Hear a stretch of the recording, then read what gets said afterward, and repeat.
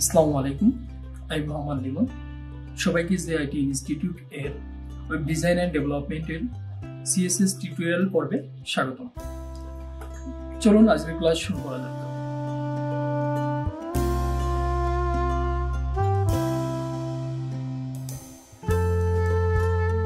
তো তাহলে আমরা আছে ডিভ নিয়ে একটু কাজ করি।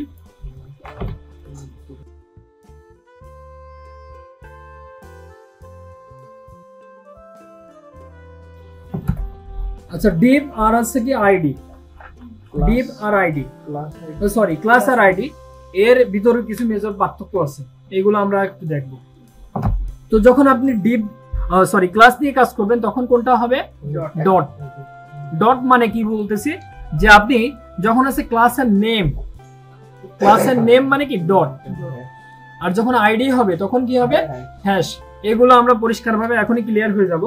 যেমন আপনি কোনো ক্লাস নেবেন, এটা আছে ইজিলি আপনি এভাবে লিখতে পারেন, আবার এভাবে লিখতে পারেন।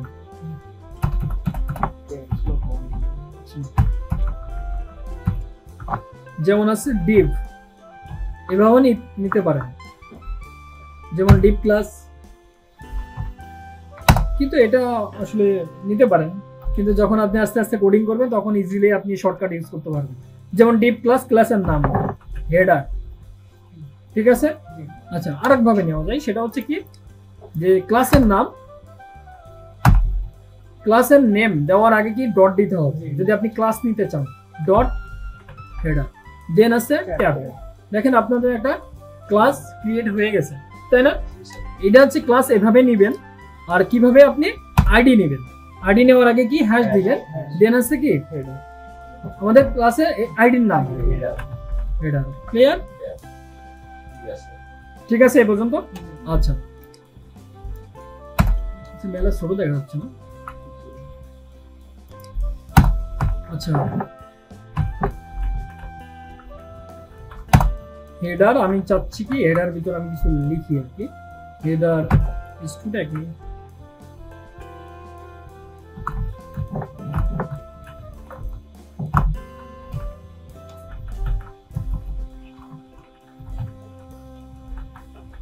আচ্ছা, হেডার নিয়ে আমি প্রথম কাজ করি। আচ্ছা, কাজ করার আগে আরেকটা বিষয় আপনাদের ক্লিয়ার করি, যেটা হচ্ছে আমি অবশ্য বলছি কিন্তু ডিসক্রাইব করছিলাম না, বলছিলাম যে পরে দেখাবো।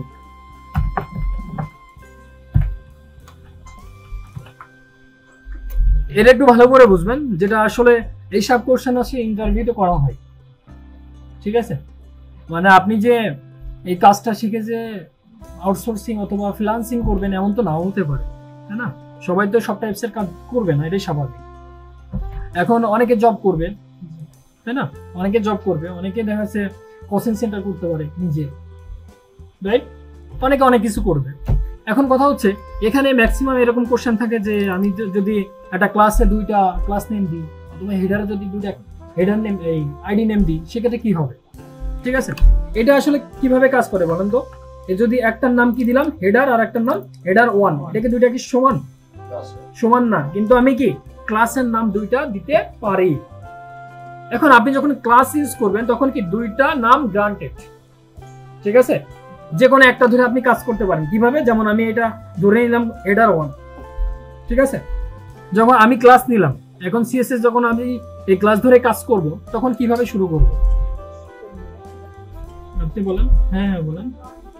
ডট দিয়ে, ডট দিয়ে আপনার ক্লাসের নেম, ওকে ডট দিলাম, তারপর আমি এটা কপি করছিলাম, এটা এখানে পেস্ট করে দিলাম, হয়ে গেল, ঠিক আছে? এখন হচ্ছে আপনি এই যে আমাদের মেন ডিভটা ছিল এটা না, এই ডিভের ভিতর কি একটা h2 একটা ট্যাগ আছে, তাই না? h2 ট্যাগ নিয়ে আমরা পরে আসতেছি। মেন আছে হেডার 1 এর কাজ করব। সাপোজ এর হোয়াইট টার্ম দিয়ে দিলাম তো বোঝানোর জন্য, বা হাইট দিলাম সামথিং,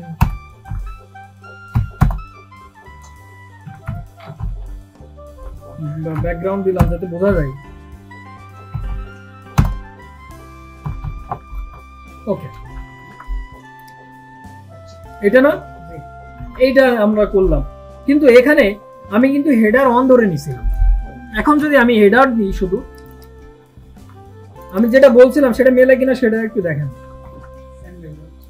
সেম রেজাল্ট, যে আপনি একটা ক্লাসে কি ক্লাস নেম দুইটা দিতে পারেন, যেটা ইচ্ছা সেটা ধরে কাজ করবেন আপনি, ঠিক আছে।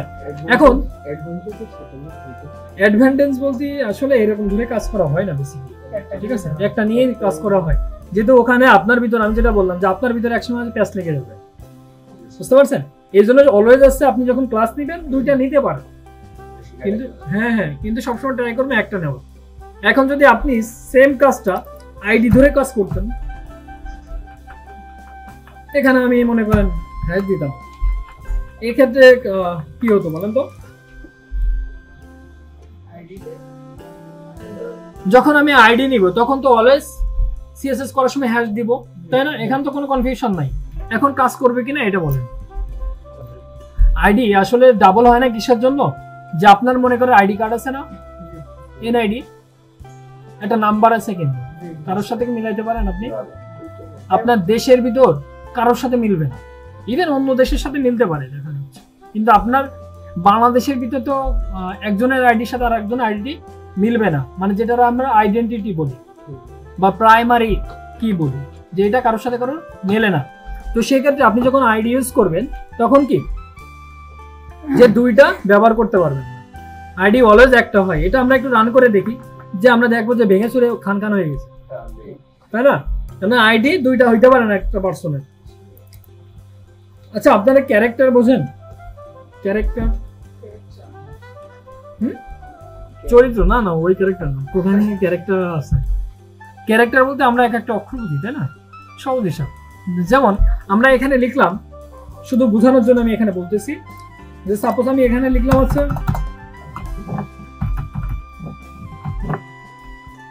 দিস ইজ ক্যারেক্টার, ঠিক আছে। এখানে কয়টা ক্যারেক্টার আছে বলেন তো?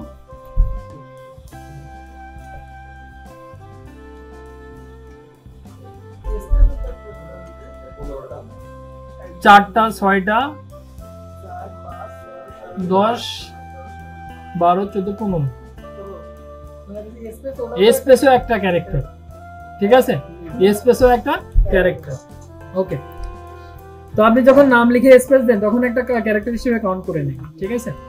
তো এটা কি বোঝা গেছে যে আপনি ডিভ আর আইডির ভিতর মেইন যে পার্থক্য, এটা ক্লিয়ার?